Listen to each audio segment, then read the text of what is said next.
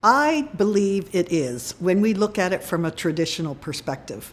Because when we do storytelling from the way I was taught, sitting around the sacred fire, for example, listening to the elders tell the stories, we've started off with a smudging ceremony. We hand around the talking stick, and everybody is showing their respect to sharing their information. But when that storytelling is happening, we're giving them our 100% attention. It's almost like we're hearing with two ears. Even though we have the new saying now, two-eyed seeing, but now we are also hearing the two-eared hearing. So yes, I definitely believe it is deemed as ceremony.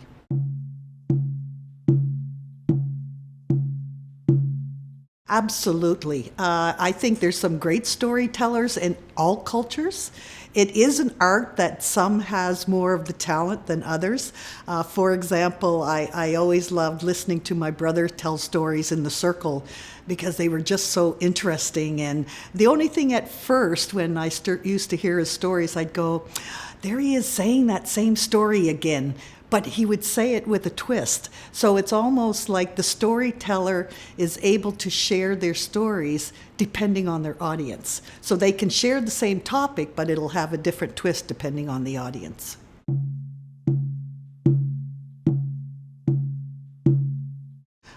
To lead a workshop on storytelling, if you're coming from a First Nation or Indigenous perspective, then it should be an Indigenous person doing it.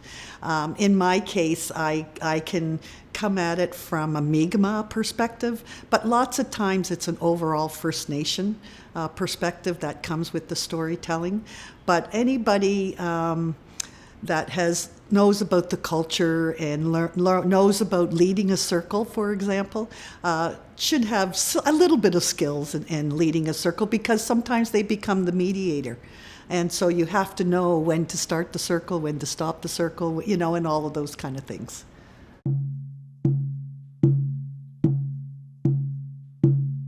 Participating in teaching. Well, teaching, of course, is the storyteller. They're telling a story that hopefully is educating and sharing a teaching. Sometimes there might be several teachings, but maybe you're only catching one or two. So that's why I've learned that it's okay to hear the same story over and over, because for me it's that learning, oh, I didn't know that piece last time, or I didn't hear that piece last time I heard the story. So the teacher is the storyteller. The participants are the ones that are listening and hopefully gathering that information and education that goes along with that teaching. Yeah.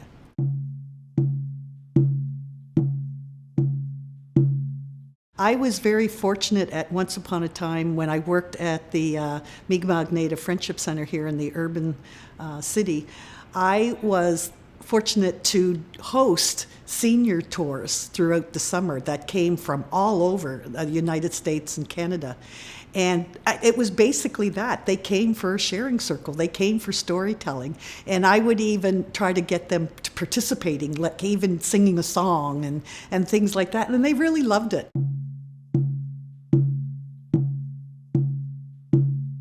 Storytelling is definitely an art. The only challenge with storytelling is it's not about just telling the story once. It's about hearing that story again and again and again. So when you're looking at tourism, that groups may not have that opportunity to hear the never-ending story.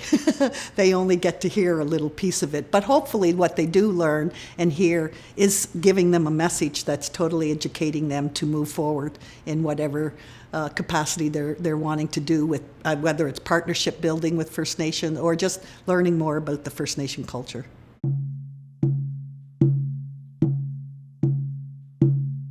I think it gets back to the respect, and that it's part of ceremony.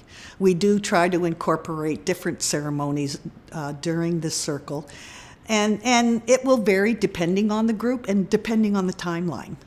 Some people, we may not have time to do a full talking circle per se, but maybe we can do one round of a sharing circle because they're on a time frame. And that's what we used to do with the seniors group. We would at least let them have one circle, one time to share during the circle, as well as me doing the presentation for the storytelling.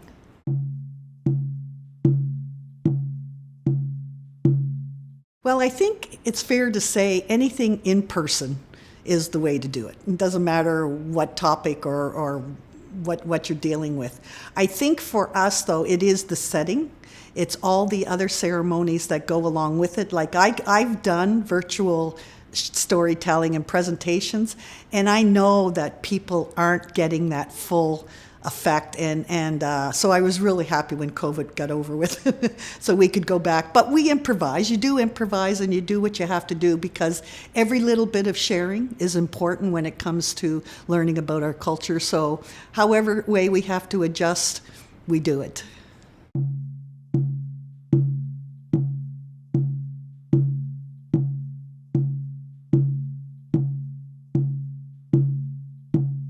Yeah, sometimes storytelling, depending on whether it's just the one elder or person telling the story, or if everybody's getting a chance to share a story, it can really bring out all kinds of emotions. Sometimes it'll be anger, sometimes it will be tears. That's why having that good person mediating it or leading the circle is important, because they know how to address and deal with those issues. But usually the protocols and what have you are set up front. And so people go into any of the circles or listening to the storytelling, they kind of know what their expectations will be.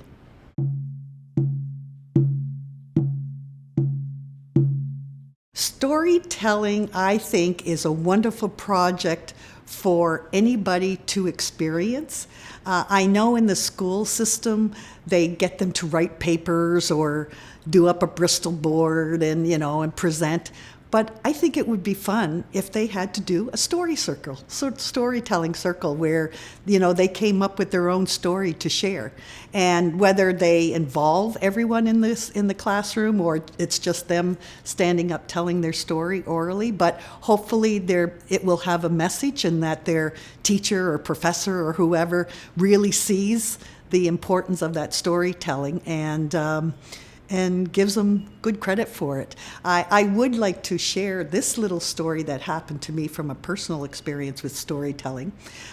It was, and the importance of storytelling, is I was at a university and I was privileged to write a paper on the Mi'kmaq.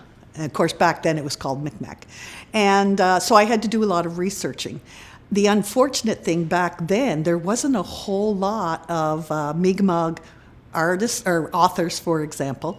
So I think I found two published works that I could use for my bibliography. One was from the Joseph Howe writings, and the other one I think was from Ruth Whitehead Holmes. She had written some stuff from working at the museum. So I had those two for my bibliography, and I thought, well, that's not enough. So I went to work and I went, oral traditions. That's what we use in our culture, so this is a great teaching tool. So I sought out a number of elders who I really respect, and I wrote up my questions, and I set up the interview times, and I went to the elders, and I sat, and it was just storytelling. They told me their stories. I asked the question, and then they answered it with the storytelling. And it was just the two of us. So it doesn't have to be a whole lot of people with storytelling either, right?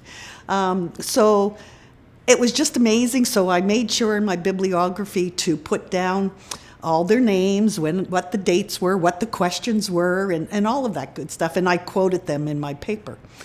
And I thought for sure, for the first time, I was going to get my first A. I was so excited. I just knew that I was acing this paper. And when I got my paper, I had a C. I was so disappointed. I'm like, what? I was in shock. And I immediately went to my professor and I said, what happened? I thought this was the best paper ever. And he said, your bibliography was all wrong.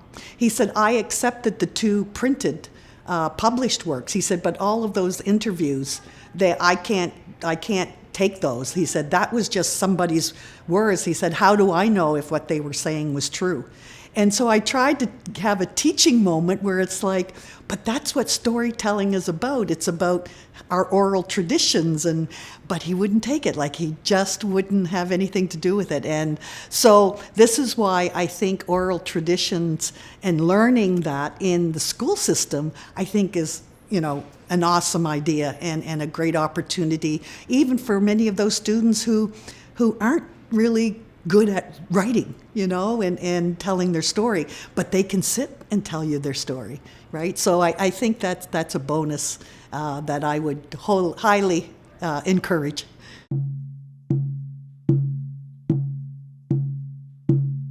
Cultural loss is that's a big item for us because it's impacted us for so many centuries. We're not talking just a couple of years, we're talking centuries of having our culture loss over that time. But I think, unfortunately, things like the Indian Act, the residential school system, we were denied our practices and teachings. We weren't allowed to be doing those kind of things that were all things that were intergenerationally passed down from generation to generation. And it's only been in the last couple of decades that we're seeing more and more of that happening. It's coming alive, we're reviving it. So yeah, there has been a lot of loss, but there's also been a lot of gain, but we still have a long ways to go.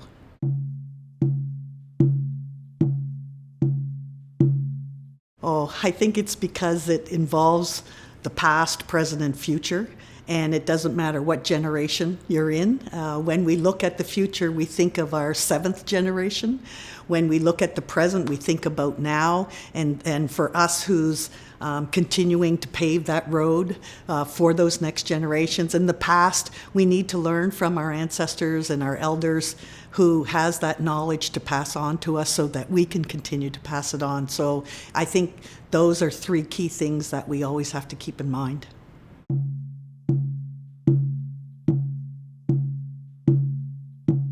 Well, I know just in the last little while with the school system, for example, I hear a lot in the elementary schools and middle schools where they have what they call community circles, where the teacher will have all the students get in a circle and they'll have a talking stick and they'll all talk about their weekend, or they'll talk about the day, their week, or he may pick a subject for them to talk about. But I know they're starting to incorporate that kind of teaching, and I think that's kind of cool. It's a slow process, of course, and it's I think it's new, but I think the whole truth and reconciliation is really opening the door for many opportunities to be coming more and more now, not just to the school system, but to organizations and even government departments. So I think when we just go out and start seeing what some are already doing, like they can be like the role models for others to undertake.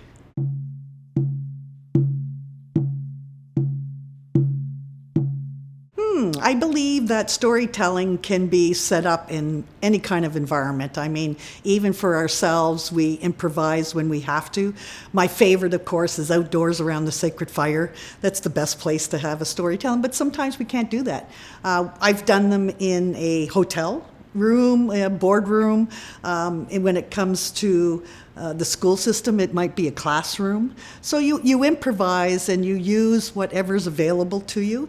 In that improvising, sometimes you have to adjust, because I know in the school systems you're not allowed to light the sage, for example.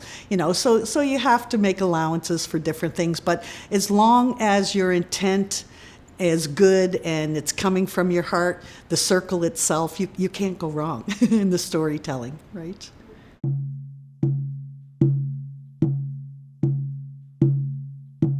I think that would be something new, so you'd have to sit down at the table with the right people and kind of have that two-eyed seeing. What does the boat have to offer? What does the Indigenous piece have to offer? And how can they come together to provide something that's beneficial to the people that's going to be taking part, being educated.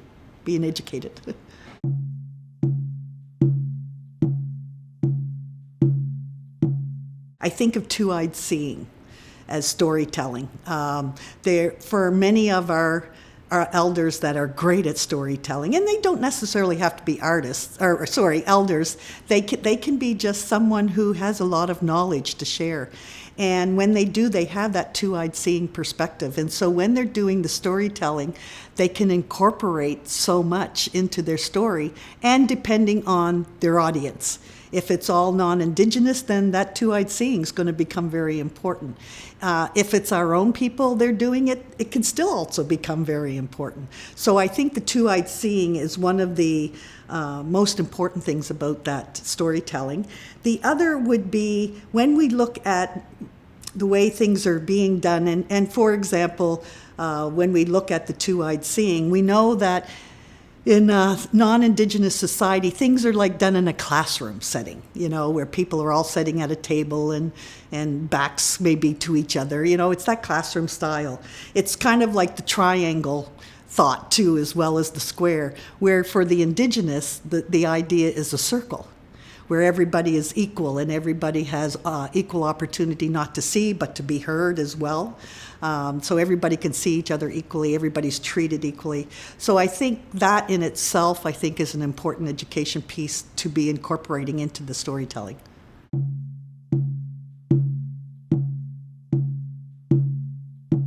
When I first started hearing about Glooscap, as with many of the cultural practices and teachings I was learning, I looked at it as the way. So I was incorporating that in my life as this is the story of Glooscap. So that's what I was sharing. But then I would hear another elder talk about Glooscap, and they had a little twist to it. And I'm like, oh, that's not what the elder said. And I went up and talked to them. I said, oh, well, I heard this. And they said, oh, yes, that's true, but there's also this, too, way to look at it. And then I realized that's what makes a good storyteller, that they can reach out to their audience, they know their group, they know the message they want to share, they know the education they want to be teaching. And so when it comes to Glooscap, I have probably heard 3 or 4 different stories told about Glooscap. And it's not saying anyone is right or wrong. It's just that's the teaching. And so even when somebody said, oh, well, that's just the legend, it's not even true. But we call it a legend, but it's teaching you something, even though it may not be, quote, true per se, but the teaching is there. And that's what we have to remember about our legends and our myths and all of those things, that there's a teaching there that will help guide us.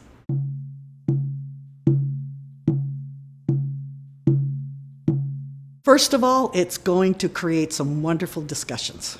That's a given, especially when you have the right people whose hearts are open, whose intent is to try to move forward in a positive way in creating relationship with the First Nation or Indigenous people, so that it's going to have great discussions. And hopefully everybody will respect each other so that there's no disrespect showed, and that respect is shown at all times. The other thing I think it creates is equality. Everyone that is in that circle is all the same. I always like to share this little piece where I said, even if King Charles sat in a circle with me, he would be just Charles to me. He wouldn't be King Charles, he'd be just Charles. And if he needed a Kleenex, I would get up and give him one, right? It's one, or if he needed a tea, I'd give him a tea. So it's like everybody is equal. All the hats come off, all the titles come off, and that's why I think our circles are so important, and because the storytelling allows everybody to be there in the same way. The other is that I believe it really creates trust. So that when you have that trust within that storytelling, it can only create moving forward in a positive way.